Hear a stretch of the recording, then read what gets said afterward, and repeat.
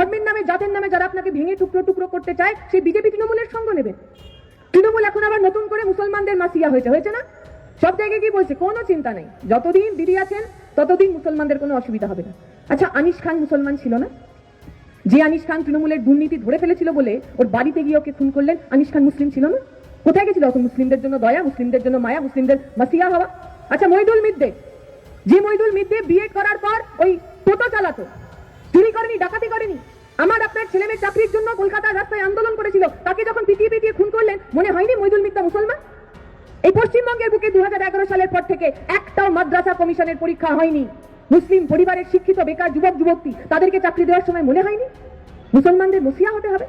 এই যে 26,000 ছেলেমেয়ের নাম বাদ গেল পরীক্ষার পর, চাকরি পাওয়ার পর, তাতেও তো মুসলমান ছিল। মমতা ব্যানার্জির মনে হয়নি মুসলমানদের মসিয়া হতে হবে?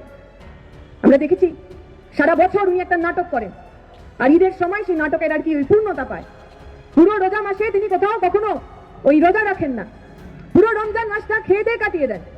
আর যেদিনকে ঈদ হবে সেই দিনকে মাথায় সাদা কাপড় পরে চোখ বন্ধ করে ইনশাআল্লাহ, সুবহানাল্লাহ, মাশাআল্লাহ, কপাল কি বলেন উনিও জানেন না, অন্য কেউ বুঝতে পারেন না। পুরো নাটকটা করেন। ধর্মের নামে আপনার কাছ থেকে ভোট নেবে, বলবে মুসলমান হলে আমাকে ভোট দাও, আর তারপর সেই মুসলমান পরিবারের ছেলেমেয়েরা যখন চাকরি চাইবে, মাথা উঁচু করে বাঁচার অধিকার চাইবে, মুসলমান বাড়ির মেয়েটা যখন স্কুল কলেজে পড়তে চাইবে, তখন তাদের বিরুদ্ধে সবচেয়ে বড় আক্রমণের নামও এই মমতা ব্যানার্জি।